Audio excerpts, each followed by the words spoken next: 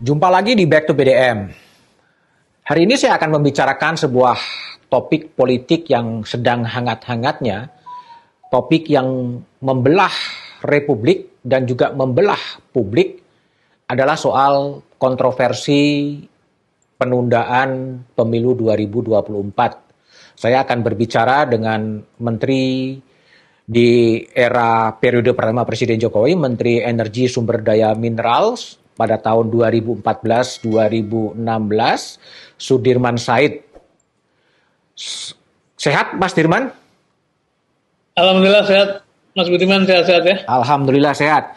Mas Dirman, saya mau tanya ya, Mas Dirman kan pernah menjadi menteri di kabinet era Pak Jokowi meskipun 2 tahun, dan sekarang muncul pembantu-pembantu presiden secara terbuka seperti Menteri Investasi Bahlil Lahadalia yang kemudian memunculkan isu atas nama pengusaha, kemudian pemilu ini sebaiknya ditunda.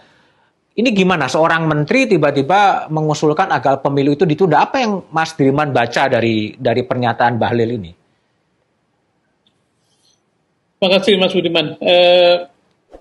Saya kira bisa dimengerti kalau seorang pemimpin itu para pembantunya ingin memberikan solusi ya, memberikan support dan sebagainya, termasuk support politik. Cuman memang yang terjadi sekarang adalah bisa jadi agak sedikit kejauhan dari, terutama dari peran-peran para menteri itu. Kan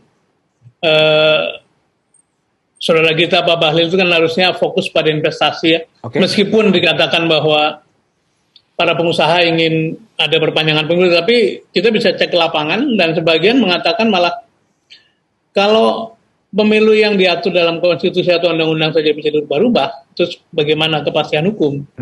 Jadi ini memang seperti pengantar Mas Budiman tadi, topik yang membelah, yang membuat masyarakat menjadi masuk dalam kontroversi yang tidak perlu sebetulnya. Mengapa saya katakan tidak perlu? Karena ya kan ada, bernegara ini ada konstitusi, ada undang-undang, ada peraturan presiden, ada permen, ada perda dan sebagainya gitu. Semakin tinggi posisinya sebaiknya semakin permanen. Dan karena itu kan kita sering mengatakan Pancasila harus permanen, kemudian UUD 45 juga sebisa-bisanya itu kuat, tidak mengalami perubahan-perubahan. Dan itu yang sekarang dicoba didorong untuk melakukan perubahan untuk atas nama kepentingan sesaat. Dan ini menurut saya bukan perkembangan yang baik bagi demokrasi kita. Apa yang dikatakan oleh Menteri Investasi Bahlil ini semacam testing the water gitu, melihat bagaimana reaksi publik, atau betul-betul ini genuine dari aspirasi para pengusaha sebetulnya? Ada dua sisi yang pengen saya sampaikan di sini. Yang bersatu, kalau melihat perkembangan hari ini, maka bisa dikatakan yang dikatakan Menteri Bahlil itu dulu testing the water. Oke. Kemudian responnya kan mix begitu ya. Dan sudah sempat menurun karena DPR bersama dengan KPU memutuskan hari pemilu tanggal 14 Februari 2024. Artinya bahkan beberapa media besar termasuk Kompas dan juga partai-partai besar mengatakan dengan demikian maka selesailah perdebatan mengenai perpanjangan masa jabatan presiden dan sebagainya. Tapi belakangan dimunculkan lagi, dan kalau melihat perkembangan hari ini muncul berita-berita bahwa memang ada satu pihak yang menjadi center dari pergerakan ini, maka memang ini belum selesai gitu, ini belum selesai, itu satu. Yang kedua tadi, pengusaha, apakah betul pengusaha melakukan itu? Secara formal Ketua Kadin pernah mengatakan ya perlu didengar semuanya. Tapi kalau kita mendengar suara-suara pengusaha yang lebih rasional, yang melihat soal sustainability, soal keberlanjutan usaha dan investasi yang fundamental, sebetulnya mereka mengatakan tadi, lah kalau konstitusi bisa dirubah-rubah, bagaimana yang lain? Sementara musuh dari investasi, musuh dari pengembangan bisnis adalah ketidakpastian. Dan pasti mereka membutuhkan kepastian. Itu yang saya perhatikan. Tapi Mas Dirman, setelah Bahlil kemudian mengungkapkan ada pengusaha yang ingin pemilu ditunda, kemudian DPR, pemerintah, dan KPU sepakat menetapkan tanggal pemilu 14 Februari, muncul lagi Wakil Ketua DPR yang juga Ketua Umum Partai Kebangkitan Bangsa, Muhaimin Iskandar, yang juga mengusulkan ya ditunda setahun atau 2 tahun lah, bangsa ini lagi sibuk ngurusin pandemi dan ekonomi. Ini dan juga mengatasnamakan UMKM gitu loh. Persis, dan itu sebabnya saya mengatakan kalau begini keadaannya yang berkembang sekarang, maka ini adalah satu orkestrasi yang sistematis. Siapa di belakangnya? Sekarang semua orang kan sedang mengatakan bukan kita, bukan saya, bukan pemerintah, bukan istana dan sebagainya. Dan kalau kita urut ke belakang sebenarnya lebih panjang lagi. Ada satu studi yang dilakukan oleh sekelompok saintis dengan nama kalau tidak salah kajian 45 atau apapun itu.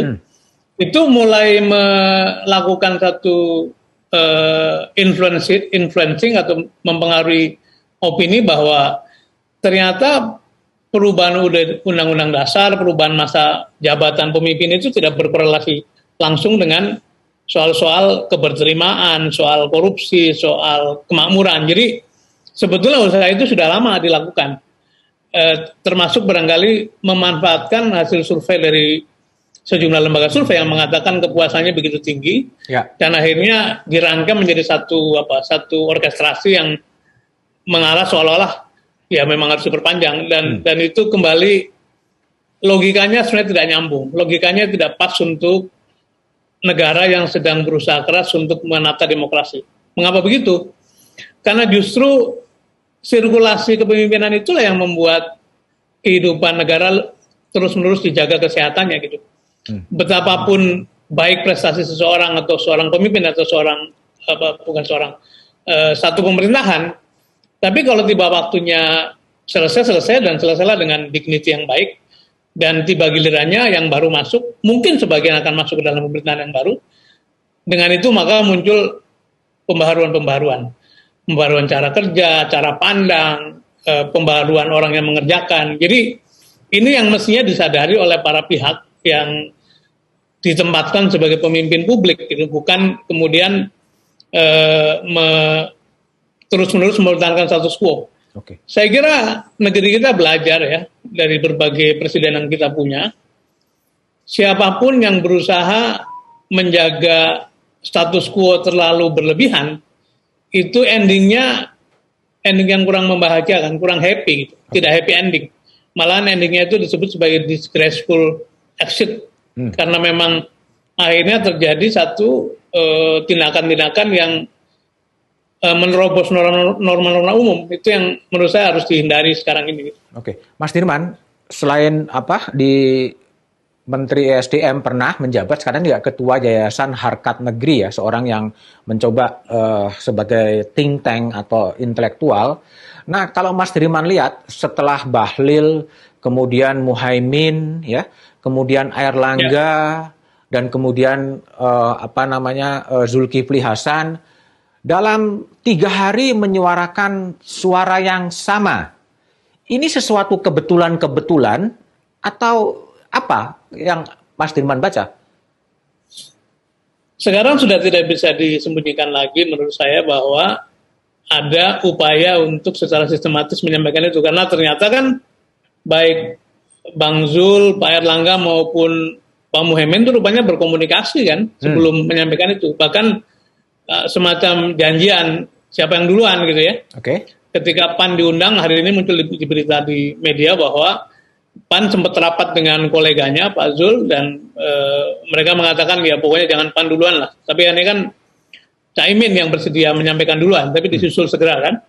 Begitupun cerita mengenai Pak Airlangga. Jadi ini memang sesuatu yang kelihatannya dari berita-berita yang muncul ada pihak yang mengupayakan itu, dan bisa diduga sangat predictable karena yang berusaha biasanya memanjang-manjangkan kekuasaan adalah para pihak yang memperoleh benefit dari kekuasaan itu. Jadi ini adalah satu praktek perburuan rente atau rent seeking yang sebetulnya akan merugikan kesehatan demokrasi, kesehatan dari kehidupan bernegara kita, dan itu menurut saya harus diingatkan karena mau kapanpun kan yang namanya kekuasaan mesti berganti, dan akan baik kalau pergantian itu kita budayakan dengan damai, dengan beradab, dengan menjaga harkat, termasuk harkat bangsa kita, supaya bangsa kita juga dihargai oleh bangsa-bangsa lain. Karena kalau mainannya mainan sekarang saya lagi duduk, karena itu jangan lepas-lepas, itu akan menimbulkan presiden buruk. Nah, saya kepengen sedikit ini, Mas Budiman, mengingatkan memang betul bahwa kekuasaan itu disebut orang sebagai menyilaukan, ya, memberi kenikmatan, atau istilahnya kompas menggetarkan. Tapi itu belum selesai, karena itu baru satu sisi melihat kekuasaan. Di sisi lainnya adalah kekuasaan itu tanggung jawab, kekuasaan itu pengorbanan, kekuasaan itu amanah, kekuasaan itu layanan pada publik. Nah, kalau kita melihat pada keduanya, maka memperolehnya juga dengan cara-cara yang normal, yang patut. Begitupun ketika kita melepaskannya juga dengan kepatutan. Tapi sebaliknya, kalau kita melihat kekuasaan semata-mata sebagai kenikmatan atau privilege, maka cara memperolehnya dengan segala cara. Begitupun ketika duduk, ingin memegang dengan segala cara. Dan suasana ini menurut saya sekarang sedang muncul. Suasana kekuasaan itu seperti konkret, bisa ditukar dengan kenikmatan-kenikmatan, sehingga siapapun yang duduk ingin memegangi selama-lamanya atau selama mungkin. Dan kembali pada janji demokrasi kita, janji Pancasila kita, janji konstitusi kita, bahwa perilaku ini tidak boleh dibiarkan, harus diingatkan, karena damage-nya adalah kehidupan negara yang sifatnya jangka panjang. Itu yang barangkali perlu terus-menerus kita bersama-sama mengingatkan pada yang sekarang sedang diberi amanah. Oke. Mas Dirman, kalau kita melihat tadi ya, menyinggung laporan berita yang ditulis oleh CNN.com yang mengungkapkan di balik ada tangan-tangan pemerintah di balik usulan penundaan pemilu 2024. Meskipun CNN mengutip itu sebagai sumber-sumber, ya, sumber-sumber tidak dikutip secara resmi, apa yang dibaca dari sumber-sumber kemudian ngomong kepada publik, Mas Dirman membacanya apa? Ya, kalau orang mendapat berita kemudian beritanya indah, memberi kenikmatan, biasanya disimpan tuh, Mas. Yeah. Tapi kalau orang mendapat informasinya tidak enak, itu begitu nyampe ke home base siapapun, atau ke rumah, atau ke kantor, pasti pengen mengundang teman-temannya untuk mengatakan, aduh ini ada begini, bagaimana ya. Jadi sebetulnya tidak ada orang yang merasa nyaman dengan permintaan atau tekanan semacam itu. Karena common sense tiap orang pasti bekerja, nurani tiap orang pasti bekerja. Dan kalau orang-orang itu pulang dari satu pertemuan kemudian sharing kepada koleganya dengan suasana yang seperti digambarkan dalam berita yang tadi beredar, itu artinya mereka tidak happy, mereka tidak nyaman dengan pesan-pesan itu. Dan karena itu mencari teman, kemudian saling menunggu siapa yang duluan nih. Kan sebetulnya itu mereka menyadari bahwa itu bukan langkah yang baik, dan ternyata betul penolakan publik luar biasa. Kalau di antara partai-partai yang koalisi pemerintah saja, itu kan sebagian besar sudah menolak. Muhammadiyah sebagai ormas terbesar juga menolak, kemudian tentu saja sejumlah cendekiawan juga menyuarakan penolakannya. Jadi yang terbaca adalah mereka tidak bisa menerima, tapi seperti ada keterpaksaan untuk melakukannya itu. Ada keterpaksaan untuk mengatakan kepada publik dan melempar wacana penundaan pemilu 2024 gitu ya? Ya. Nah, itu yang perlu dicari, mengapa muncul keterpaksaan. Kan konon di antara yang menyebutkan pertama-tama itu kan pihak-pihak yang ditengarai, atau tentu kita lihat publikasi di media, punya soal-soal hukum, dan itu kelihatannya dipakai untuk menjadi alat penekan. Dan menurut saya itu juga praktek yang orang baik lah. Kalau ada masalah hukum, diadili sampai selesai, bukan dijadikan sarana untuk menyandra secara sikap politik. Kenapa? Karena menyandra dengan sikap politik itu sama dengan mengorbankan suasana demokrasi. Sambil juga mengorbankan penegakan hukum sebetulnya. Karena orang kan berhak untuk diadili kan. Kalau memang ada masalah-masalah hukum, selesaikan dengan baik, bersalah atau tidak. Kalau tidak bersalah, pulihkan nama baiknya, biarkan mereka bebas berperan sebagai pemimpin politik yang sekarang ini mereka lakukan. Kalau kita lihat dalam kasusnya Pak Airlangga, dia bertemu dengan petani sawit ya, di Siak gitu. Kemudian dia lemparlah wacana bahwa petani sawit ingin agar pemilu itu ditunda. Kelihatannya proses pengambilan keputusan itu cepat banget ya, hanya dengan mendengar petani sawit yang merasa diuntungkan karena harga komoditas naik, kemudian itu dilempar sebagai sikap dari partai politik atau sikap dari pernyataan dari Ketua Umum Partai Golkar yang mengatakan ada aspirasi demikian. Mas Dirman melihat apa? Ya, prosesnya tadi cepat, kemudian yang dijadikan basis bukan proses yang kredibel, apalagi kalau sampai dikatakan itu prosesnya formal dari institusi ya. Misalnya hari ini kan di Harian Kompas disebutkan Bahrudin Halid mengatakan belum pernah dibahas dalam Rapim maupun Munas. Sementara kan kekuasaan tertinggi ada di Munas maupun Rapimnas. Dan Rapimnas masih mengatakan pemilu 2024 Pak Erlangga sebagai calon presiden dan mereka konsisten dengan itu. Jadi di samping memang prosesnya cepat juga ada logika yang melompat dan juga seperti ingin menyandarkan sikap kepada pihak lain gitu. Kan mestinya kan ya sudah dibahasnya di dalam, kemudian proses konstitusional partai mengatakan apa ya disampaikan ke publik.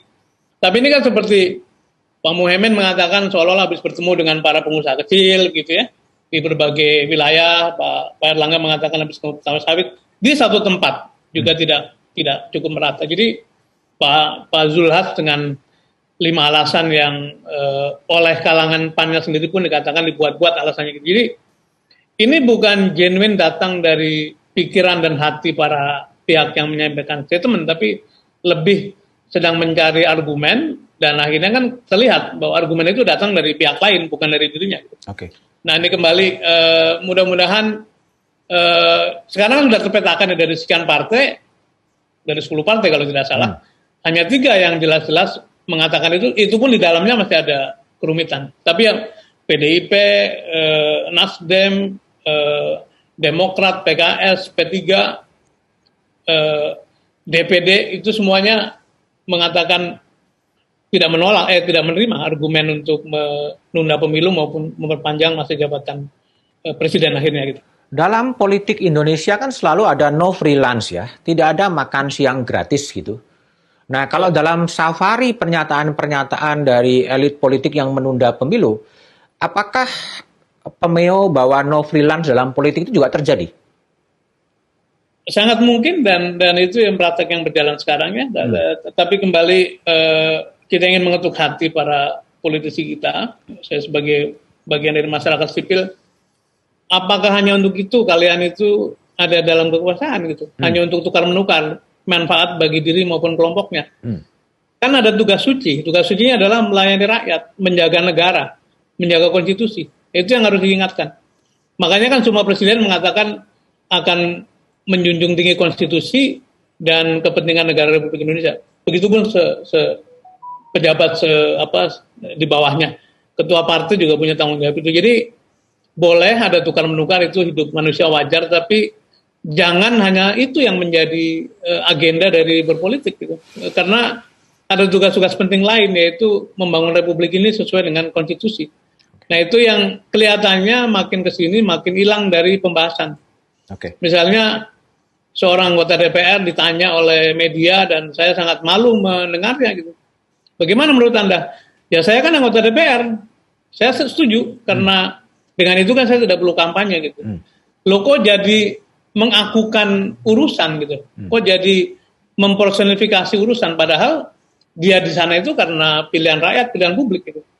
Bahkan saya pun bukan pejabat negara, mendirikan YHN ini adalah kewenangan publik karena saya pakai yayasan, pakai lembaga yang mengklaim dirinya melayani masyarakat.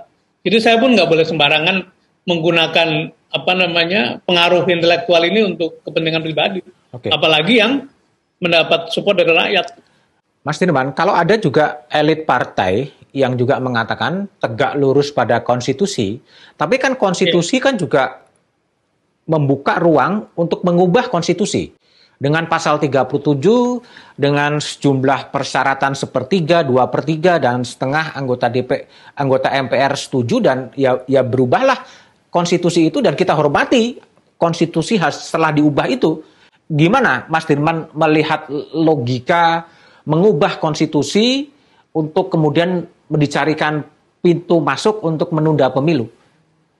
Iya, menarik pernyataan dari salah satu ketua MPR, Pak Arsul Sani kalau tidak salah, dari P3, yang beliau mengatakan meskipun umpamanya sepertiga dari anggota MPR itu menghendaki ini ada perubahan, itu tetap perlu mendengarkan publik. Nah, saya sangat appreciate pada posisi itu karena begini, bahkan perpres, permen, undang-undang pun ketika mau dibentuk atau mau dilakukan revisi, itu memerlukan kajian akademis gitu. Nah, apakah pikiran-pikiran mengenai memperpanjang masa jabatan atau menunda pemilu yang itu menyebabkan harus ada amandemen konstitusi, apakah sudah melalui kajian-kajian seperti itu? Itu yang perlu dipertanyakan. Jadi boleh saja kalau akhirnya MPR itu menyepakati dengan due process yang benar gitu. Atau kalau kita mau lebih hati-hati, sebetulnya pikirannya bisa begini, buatlah aturan yang benefitnya bukan untuk diri sendiri. Misalnya, ini berlaku mulai periode depan. Jadi hilang dari dugaan-dugaan ada konflik of interest. Tapi kalau kemudian mencetak aturan untuk menjaga kedudukan saya selama mungkin, itu kan secara moral juga sudah tidak punya moral ground sama sekali, sudah tidak punya kekuatan. Jadi ini adalah diskursus antara formalitas sama substansi. Kalau formalitas boleh saja melakukan apapun dan caranya pasti ada. Tapi kalau ngomong substansi, ngomong etik, ngomong moral publik, itu yang mesti dikaji ulang. Karena apa? Begitu kita di puncak satu kekuasaan, sebetulnya hukum adalah dirimu gitu. You are the rule, you are the law. Apa yang mengendalikan dirimu berbuat atau tidak, itu bukan hukum, karena hukum bisa kita bikin sendiri. Tapi moral dan etik publik. Dan kembali, saya kok ingin mengingatkan pada yang sekarang memangku kekuasaan itu, tengok kembali tuh tanggung jawabmu pada moral dan etik publik. Karena segala sesuatu itu mau naik, mau turun, mau ambruk, mau bangun itu basisnya adalah moral. Termasuk ketika kita merdeka. Kalau merdeka waktu itu kan belum ada apa-apa, belum ada konstitusi, tapi muncul tindakan-tindakan patriotik yang menjaga kepentingan rakyat ini. Dan rasanya barangkali ini adalah satu peringatan bagi kita semua bahwa sudah lama para pemangku kepentingan politik itu meninggalkan etik dan moral publik. Seolah-olah main-main di aspek formalitas saja cukup gitu. Nah, kalau mengikuti apa yang dikutip oleh Mas Dirman terhadap pernyataan Pak Arsul Sani sebagai Wakil Ketua MPR, berarti amandemen konstitusi harus melalui juga bertanya kepada publik melalui jalur referendum juga. Itu kasus itu cara yang paling baik saya kira, karena dengan itu kan semua didengar ya. Dan kan begini sebetulnya, semakin publik itu educated, semakin knowledgeable, maka basis makin kuat. Tapi semakin gap antara elit sama publik itu makin lebar, yang punya pengetahuan hanya elit, bawahnya itu tidak tahu apa yang mau dikerjakan, maka basis moralnya menjadi makin rendah. Dan karena itu diligence atau proses-proses yang baik atau due process itu menjadi penting. Terutama dalam keadaan menurut saya sih gap knowledge antara elit sama rakyat kebanyakan itu masih terlalu lebar. Jadi yang terjadi adalah harusnya elit itu melindungi publik, bukan kemudian memanipulasi keawaman publik untuk menggolkan agenda-agenda yang menjadi kepentingan diri dan kelompoknya dan masa yang singkat di depan mata ini. Saya sering mengatakan begini, Mas Budiman. Ketika merdeka kita itu yang buta huruf 97%, hanya 3% yang melek huruf. Tapi muncul politisi negarawan yang visioner, yang jujur, yang kredibel.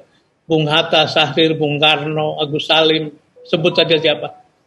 Tapi sekarang ini yang buta huruf tidak sampai 1%, tapi kok tidak muncul pikiran-pikiran besar yang berorientasi pada kepentingan jangka panjang dan publik yang luas gitu. Itu yang mungkin perlu kita pertanyakan. Apa yang salah dengan demokrasi kita sekarang ini? Mas Dirman, kalau kita lihat dengan pendekatan sejarah ya, ini kan semacam mobilisasi ya, mobilisasi pendapat umum melalui UMKM, melalui petani sawit gitu kan, dan kemudian wacananya adalah pemilu itu ditunda, semacam ada upaya untuk membuat kebulatan tekad untuk menunda proses pemilu.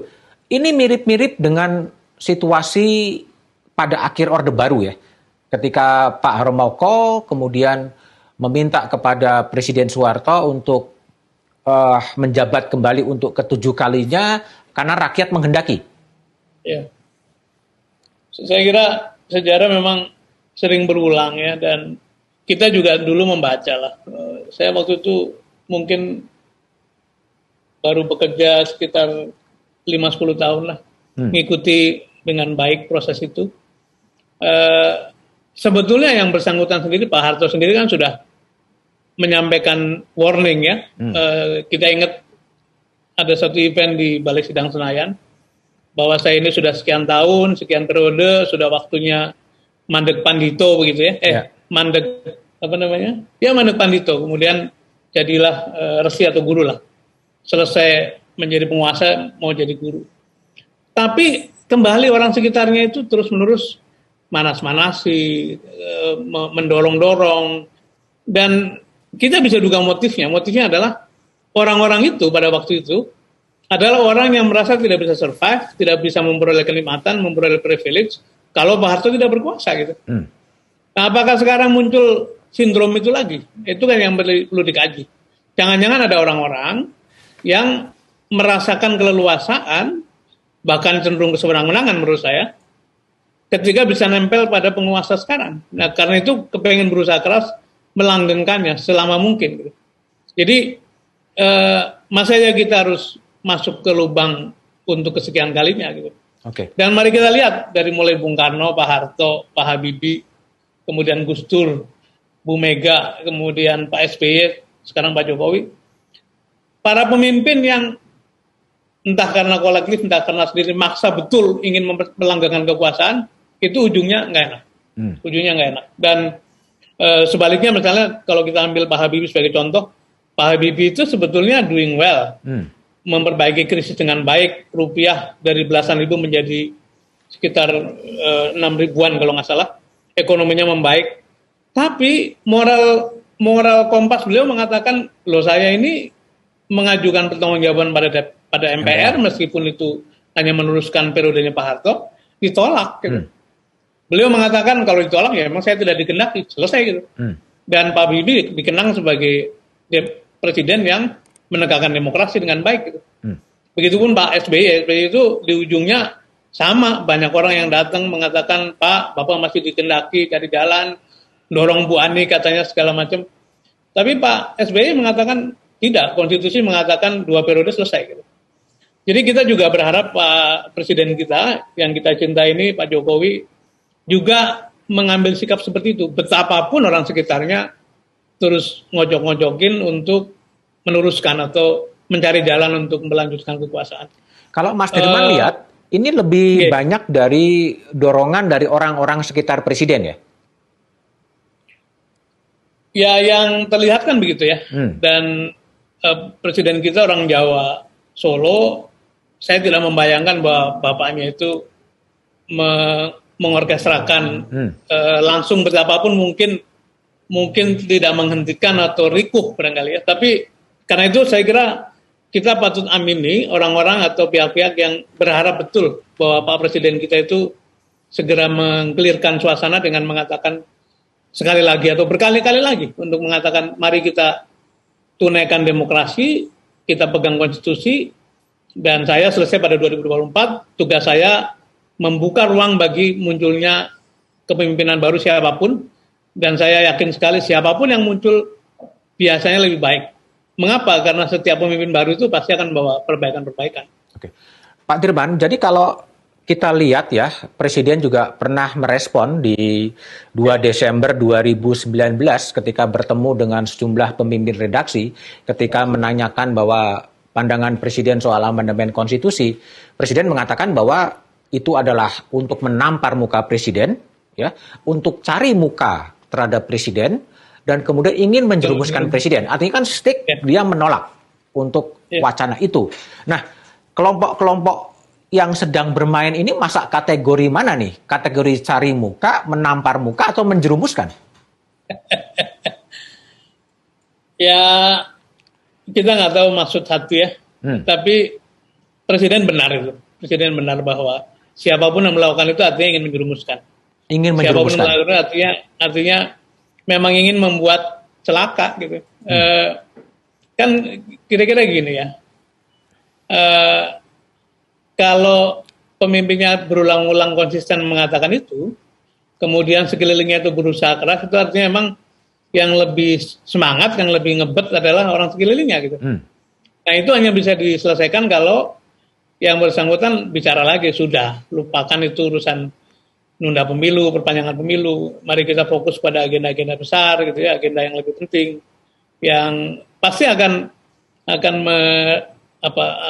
kembali menenangkan keadaan. Oh, jadi sebaiknya memang Presiden Jokowi kemudian membuat pernyataan kepada publik agar menghentikan semua wacana penundaan pemilu. Mari kita fokus untuk persiapan pemilu, menyelesaikan problem pandemi dan memulihkan ekonomi. Ya, dan kita selalu diingatkan oleh sikapnya George Washington, kan presiden pertama Amerika, yang juga ditulis oleh beberapa media. Pahlawan perang, sangat populer, kemudian orang pertama kali yang kira-kira mau bilang 10 kali juga dikasih oleh rakyat Amerika, tapi beliau mengatakan, I'm going home, saya mau pulang kampung, selesai. Dan kenapa begitu? Karena kalau saya terus-menerus duduk di sini, nanti demokrasi kita, negara kita seperti apa? Jadi memang di antara tugas pemimpin adalah menjadi teladan, menjadi pelopor dari kebaikan. Dan tadi kalau Pak Presiden Jokowi yang kita cintai ini bisa menyampaikan itu dengan baik kepada publik, saya kira beliau akan dihormati, dihargai sebagai presiden yang betul-betul menjaga konstitusi.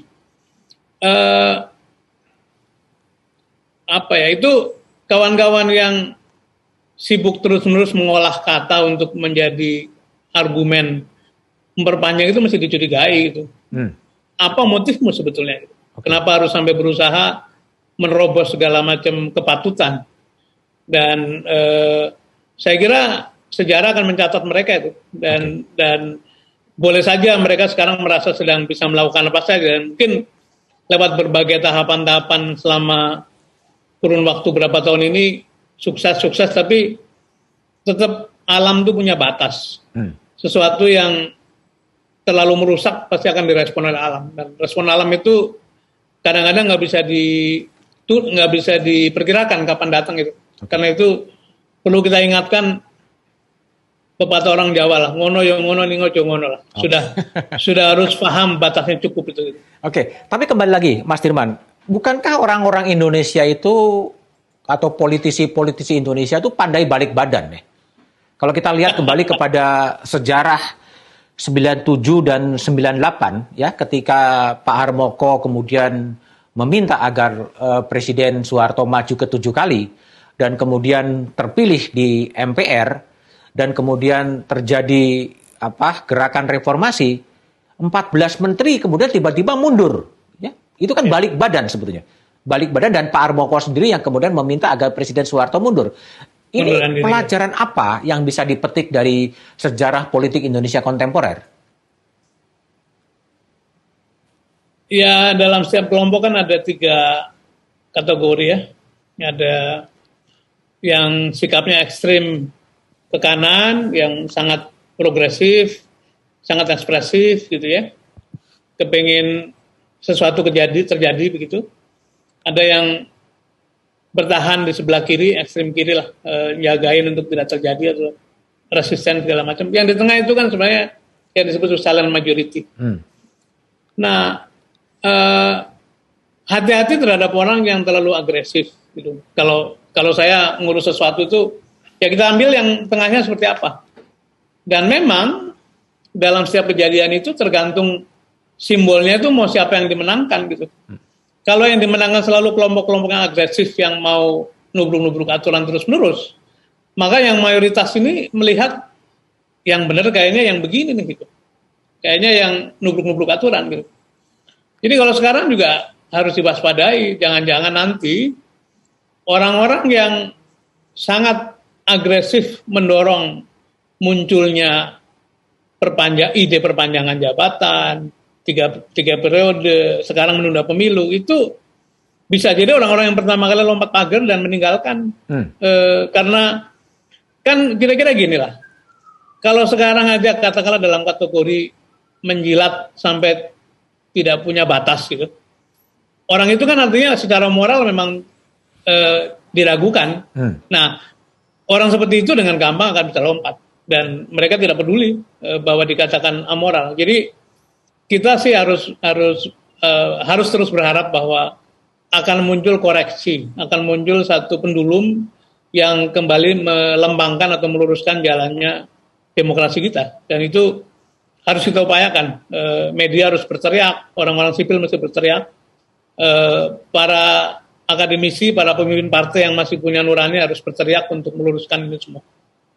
Nah, pertanyaan saya yang terakhir, Mas Dirman, jadi apakah kemudian kita harus percaya kepada pernyataan-pernyataan politik para politisi di panggung-panggung depan? Karena memang kadang-kadang ada orang yang mengatakan, ada ahli yang mengatakan, salahnya kamu percaya dengan politisi, wong politisi kadang juga nggak percaya dengan omongannya sendiri. Ya, kalau pakai fikihnya Gus Dur itu kan, pertama-tama kita ambil face value ya, apa yang dikatakan, katakanlah itu yang benar. Tapi reservasi harus kita pegang, artinya kita harus punya reserve bahwa sometimes orang itu berubah, manusia itu berubah. Kita tidak pernah tahu apakah yang dikatakan oleh para pemimpin partai sekarang itu betul-betul memang betul-betul menjadi pikiran dia. Ada yang masih curiga bahwa yang menolak pun sebetulnya sedang menunggu bernegosiasi gitu. Nah, karena itu diperlukannya fungsi kontrol yang kuat, fungsi pengimbangan. Dan harus saya katakan, salah satu penyebab dari tidak adanya kontrol yang memadai di parlemen maupun di pemerintahan adalah ketika orang yang bertarung kemudian kalah memutuskan bergabung dengan yang menang. Itu satu tindakan kekeliruan sejarah menurut saya. Lepas dari niatnya itu mau berdamai begitu ya. Berdamai kan tidak harus begitu. Karena apa? Orang yang kalah itu dulu kan punya pengikut. Pengikut ini bisa menjadi pengimbang gitu. Nah, kalau kemudian ditinggalkan, siapa yang mengorganisir pengimbang itu? Dan dalam konteks negara ini dibutuhkan, dalam konteks bernegara ini dibutuhkan, ada keseimbangan. Sehingga kalau yang kalah tetap saya sebagai kontrol, yang menang tidak sewenang-wenang, yang kalah masih punya harapan untuk muncul lagi di kemudian hari gitu. Nah, ini sesuatu yang patut kita sayangkan, dan saya harus mengatakan bahwa salah satu kontributor dari tidak adanya kontrol yang memadai adalah ketika yang kalah pemilu bergabung dengan yang menang. Dan mudah-mudahan ini tidak terulang lagi pada waktu-waktu yang akan datang. Tapi itu yang didukung oleh Pak Dirman pada waktu itu, bukan? Sehari sebelum Pak Prabowo memutuskan untuk bergabung, saya mengatakan di media bahwa saya berharap Pak Prabowo, Pak Sandi, dan Gerindra, dan partai-partai yang mendukungnya tetap berada di luar pemerintahan karena demokrasi butuh perimbangan. Bukan kita tidak suka sama Pak Jokowi, enggak. Karena harusnya begitu. Berkompetisi, yang menang memerintah, didukung pemerintah, yang kalah menjadi pengimbang. Dengan begitu check and balance tetap terjadi. Sekarang ini pemerintah mau apa saja, saya kebetulan sedang di luar pemerintahan di civil society, tapi seperti bisa melakukan apa saja. Dan sekarang adalah kulminasi dari semuanya. Ketika sampai pada titik mau ngotak-atik konstitusi, orang baru menyadari, oh ternyata perlu ini kekuatan pengimbang. Dan kembali, mudah-mudahan alam adalah penjaga keseimbangan yang paling kuat. Mudah-mudahan terjaga itu. Yang terakhir, Mas Dirman, intuisi atau kalkulasi politik Sudirman Said, apakah penundaan pemilu 2024 akan terjadi atau enggak? Secara formal bisa dipaksakan kalau mereka main kayu ya. Bisa saja, misalnya kan hitung-hitungannya kalau harus amandemen konstitusi maka 2/3 MPR katakanlah dibeli lah gitu ya. Saya berspekulasi di sini. Tapi kalau itu terjadi, secara formal bisa jalan, tapi secara legitimasi itu adalah the declining influence. Pengaruhnya makin turun dan itu artinya legitimasinya nggak ada. Dan saya tidak tahu kalau kita bernegara hanya memain kuasa-kuasaan formal sih boleh-boleh saja. Tapi kalau bernegara ingin menjaga kepatutan, menjaga moralitas, dan kembali setiap pemimpin punya tugas keteladanan gitu. Tindakan kita hari ini adalah sejarah yang akan dilihat oleh generasi berikutnya.